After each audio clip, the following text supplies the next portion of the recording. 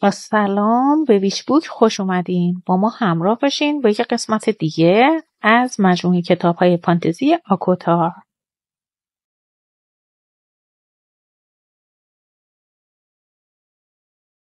فصل 20. بعد از یک شام پرتنش که در آن تملین به ندرت با لوسیان یا من صحبت کرد، همه شمع‌های اتاقم را روشن کردم تا سایه‌ها را از بین ببرم. روز بعد بیرون نرفتم و وقتی نشستم تا تلاش کنم، آنچه بر بوم پدیدار شد موجودی بلند و لاغر با پوستی خاکستری، گوشهایی شبیه خفاش و بالهایی رشایی و عظیم بود. پوزش در حالی که در پرواز جهیده بود بازمانده بود و ردیفهایی پی در پی از دندانهای نیش را آشکار می کرد. هنگام نقاشی کردن قسم می خورم که می توانستم بوی نفس مدفن از گوشت فاسد را حس کنم و زیر بالهایش نجوا کنان وعده مرگ میداد. نتیجه نهایی آن آنقدر هولناک شد که مجبور شدم نقاشی را به گوشه اتاق ببرم و کنار بگذارم. سپس تلاش کنم آلیس را متقاعد کنم که بگذارد در آشپزخانه به آماده سازی غذای شب کمک کنم. هر کاری بهتر از رفتن به باغ بود، جایی که احتمال داشت آرتور اونجا باشد. آرتور ظاهر شود. شب آتش. کالا نمای.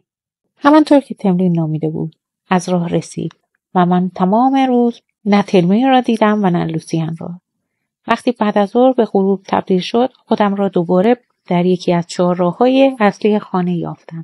هیچ کدام از خدمتکاران نقابدار پرنده مانند پیدا نبود. آشپزخانه از غذایی که 2 روز تمام برایشان زحمت کشیده بودند خالی شده بود. صدای طبل‌هایی در فضا پیچید. ضرباهنگ طبل‌ها از جایی دور آن سوی باغ بعد از شکارگاه درون جنگلی که فراتر از آن قرار داشت گوش می‌رسید. صدای طبل‌ها عمیق و کاوشگر بود. یک ضربه منفرد با 2 پاسخ پشواکدار احضار کننده. در کنار درهای باغ ایستادم و به ملک چشم دوختم در حالی که آسمان به رنگ‌های گرم نارنجی و قرمز درآمدند. در دوردست روی تپه‌هایی که به سوی جنگل کشیده می‌شدند چند آتش روشن شده بود. ستون‌هایی از دود تیره در برابر آسمان یاقوتی رنگ بالا می‌رفت. همان آتش‌هایی که 2 روز پیش خاموش دیده بودم. دعوت نشده‌ای؟ به خودم یادآوری کردم. دعوت نشده بودم. طبل‌ها تندتر، بلندتر شدند. با اینکه به بوی جادو عادت کرده بودم، اما بینیم به خاطر شدت گرفتن بوی فلز که حالا قوی‌تر از همیشه بود، سوزش گرفت. یک قدم جلو گذاشتم. سپس در آستانه در متوقف شدم. باید به داخل برمیگشتم. پشت سرم خورشید در حال غروب، کاشی‌های سیاه و سفید کف راهرو را به رنگ نارنجی درخشان درآورده بود و سایه‌های بلندم با ضرباهنگ طبل هماهنگ می‌تپید. حتی باغ که معمولاً پر از همه موجوداتش بود ساکت شده بود تا به طبل‌ها گوش دهند. یک رشته‌ای که به دورم گره خورده بود مرا به سوی آن تپه‌ها می‌کشید. فرمان می‌داد که بروم طبل‌های پریان را بشنوم. شاید همان کار را کرده بودم اگر تملین از انتهای راه رو ظاهر نشده بود.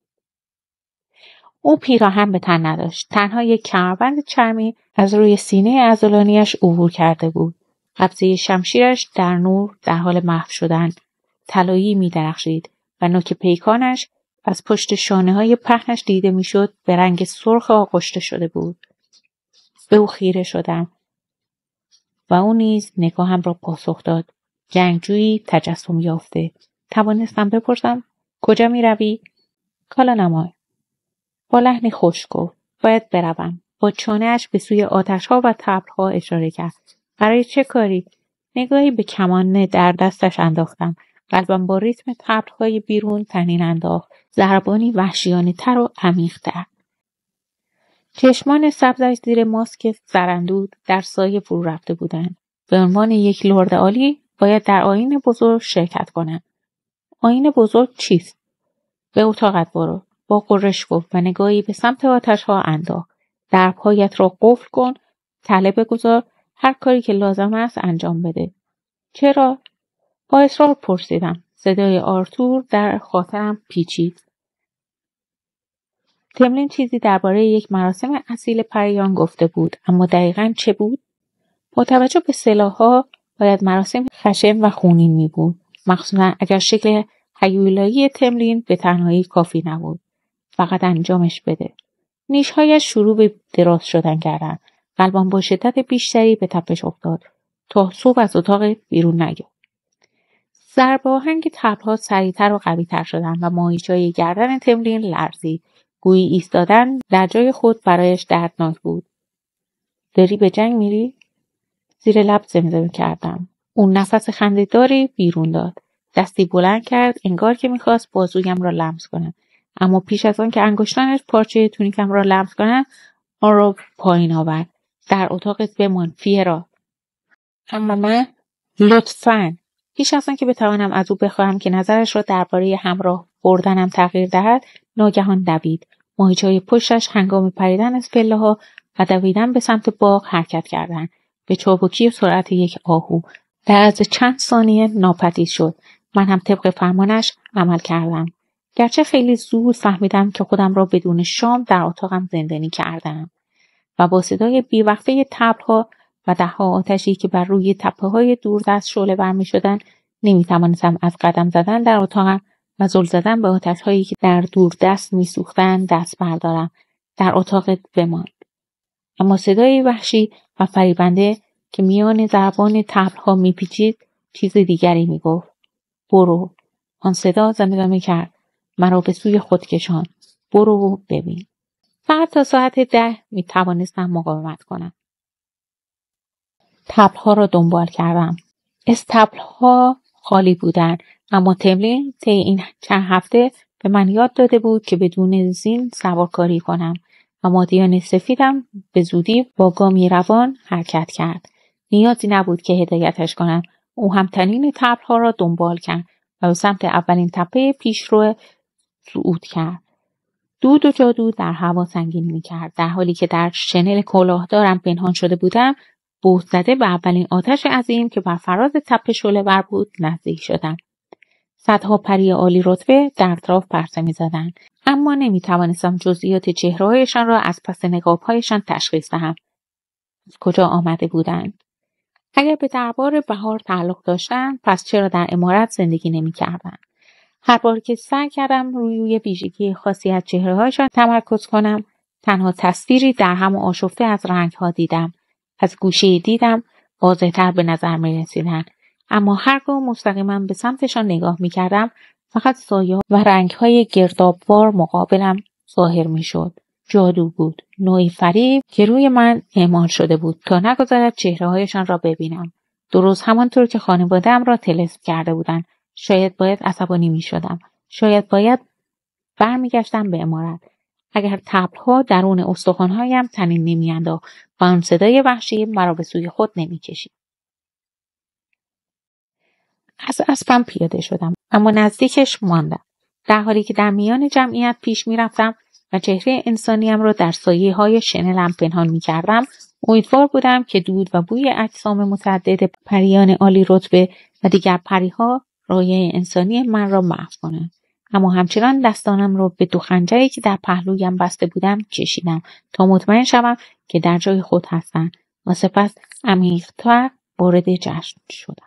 با اینکه گروهی از نوازندگان در یک سمت آتش مشغول طبل زنی بودند، پریان به سمت دیگر به شکافی بین دو تپه نزدیک روانه شدم. اسبم را به تنه تنها یک درخت چنار که بر فراز تپه کوچک ایستاده بود بستم و دنبالشان رفتم، در حالی که ضربان کوبنده طبل را حس می‌کردم که از طریق زمین به کف پاهایم نفوذ می‌کرد. هیچ کس برای دومین بار به من نگاه نکرد. تقریبا از سراشیبی تند سر خوردم تا وارد گودی شوم. در یک سوی آن دهانه غاری به درون تپه نرم باز می‌شد. نمای بیرونیش با گلها، شاخه‌ها و برگ‌ها تزیین شده بود و درونش از آنجا که کف غار کمی از ورودی فاصله داشت با پوست حیوانات پوشیده شده بود. اما آنچه درون غار بود از دید پنهان می‌ماند. چرا که مسیر داخلی آن از ورودی منحرف میشد، اگرچه نور آتش بر روی دیوارهایش می‌رقصیدند. هرچه که درون غار در حال وقوع بود یا هرچه قرار بود اتفاق بیفتند، تمام توجه پریان سایه‌وار را به خود جلب کرده بود. آنها در دو سوی مسیر طولانی که به غار ختم میشد صف کشیده بودند. مسیر میان دره‌ای باریک میان تپه‌های پیچ و تاب می‌خورد و پریان عالی در جای خود تاب می‌خوردند. با ریتم طبل‌هایی که ضربانشان در شکمم طنین می‌انداخت حرکت می‌کردند. آنها را در حال تاب خوردن تماشا کردم. سپس بر روی پاهایم جابجا شدم. از حضور در این مراسم منع شده بود. اطراف محوطه با نور آتش روشن شده بود را از نظر گذراندم. تلاش کردم تا از پس پرده شب و دود چیزی ببینم، اما چیزی جالب توجه پیدا نکردم و هیچ یک از پریان نقابدار به من توجهی نداشتند. آنها همچنان در طول مسیر باقی می‌ماندند و هر لحظه بر تعدادشان افزوده می‌شد. بیشک چیزی در شرف وقوع بود. هرچی که بود این آیین بزرگ بود. از تپه بالا رفتم و در لبه یکی از آتش‌های بزرگ نزدیک درختان ایستادم و پریان را تماشا کردم. داشتم شجاعت کافی برای پرسیدن از یکی از پریهای رد پایین که از کنارم می‌گذشت را جمع می‌کردم. یکی از خدمتکاران با نقاب پرنده مانند آلیس، تا بدانم چه نوع آیینی قرار است اجرا شود، که ناگهان کسی بازویم را گرفت و مرا به دور خود چرخاند. با ناباوری به سه غریبه زل زدم. گیج از دیدن چهره‌های تیز و تراش خورده‌شان بدون نقاب. آنها شبیه پریهای آلین بودند، اما چیزی در آنها کمی متفاوت بود. چیزی بلندتر و باریکتر از تملین یا لوسیان. چیزی بیرحمانه‌تر در چشمان سیاه و عمیقشان. آنکه بازویم را گرفته بود، با لبخندی که دندانهای کمی نوک‌تیزترش را آشکار کرد، به من نگاه کرد. زن انسان. زیر لب زمزمه کرد. نگاهی از سر تا به پای من انداخت. مدت زیادی بود که یکی از شما را ندیده بودم. تلاش کردم بازویم را عقب بکشم، اما او محکم آرنجم را نگاه داشت. از من چه می‌خواهید؟ صدایم را ثابت و سرد نگه داشتم. دو پری که در دو طرفم بودند لبخند زدند و یکی از آنها بازوی دیگرم را گرفت. درست همان لحظه که دستم به سمت خنجرم رفت. فقط کمی تفریح در شب آتش. یکی از آنها گفت و دستی رنگ پریده و بیش از حد درازش را جلو آورد تا یکی از رشته موهایم را کنار بزند. سرم را چرخاندم و سعی کردم از لمسش دور شوم، اما او محکم نگهم داشت. هیچ یک از پریان اطراف آتش واکنشی نشان ندادند. هیچ کس حتی نگاهی هم نکرد. اگر کمک می‌خواستم کسی جواب می‌داد؟ تملین جواب می‌داد. نمی‌توانستم به این شانس تکیه کنم. احتمالاً همان مقدار بدبختی که با ناگاه‌ها داشتم تمام شده بود. محکم بازویم را کشیدم، اما انگشتانش بیشتر در گوشم فرو رفتند تا جایی که درد گرفت و همچنان مرا از خنجرهایم دور نگه داشتند. 3 نفری به من نزدیکتر شدند و مرا از دیگران جدا کردند. با وحشت اطراف را نگاه کردم، به دنبال هر کسی که شاید بتوانم کمکم کند. تعداد پری بی‌نقاب در این بخش بیشتر شده بود. 3 پری خندیدند. صدای آرام و خش‌دارش که در بدنم خزید. تازه متوجه شدم که چقدر از جمعیت فاصله گرفتیم و چقدر به مرز جنگل نزدیک شدم. ولم کنید. بلندتر و خشمگین‌تر از آنچه انتظار داشتم گفتم، با وجود لرزشی که در زانوهایم شروع شده بود. حرف جسورانه‌ای از یک انسان در شب کالانامای، آنکه بازوی چپم را نگاه داشته بود، گفت. آتش در چشمانش انعکاس نداشت. انگار نور را در خود می‌بلیدند. به ناگاه فکر کردم که ظاهر وحشتناکشان با قلب‌های پلیدشان هماهنگ بود. اما این پریان زیبا و اسیری به تقریقی بسیار بد بودند. وقتی آیین اجرا شد تفریح خواهیم داشت. اینطور نیست؟ چه اقبال خوبی که یک زن انسان اینجا پیدا شده است. دندانهایم را به هم فشردم. دستتان را از روی من بردارید. با صدای بلندتر از قبل گفتم، طوری که هر کسی میتوانست بشنود. یکی از آنها دستش را به پهلویم کشید. انگشتان استخوانیش را در دنده‌های و باسنم فرو برد. با وحشت عقب کشیدم، فقط برای اینکه به سومی برخورد نکنم. انگشتان درازش را در موهایم فرو برد و خود را به من فشرد. هیچ کس نگاه نکرد. هیچ کس متوجه نشد. گفتم، بس کنید. اما کلماتم بیشتر شبیه ناله خفه شده بودند، در حالی که آنها مرا به سمت درختان، به سمت تاریکی میکشاندند. دست و پا زدم، حالشان دادم، اما آنها فقط با صدای خش‌دار و تهدیدآمیز هیس کشیدند. یکی از آنها مرا هل داد. تعادلم را از دست دادم و از میان دستانش افتادم.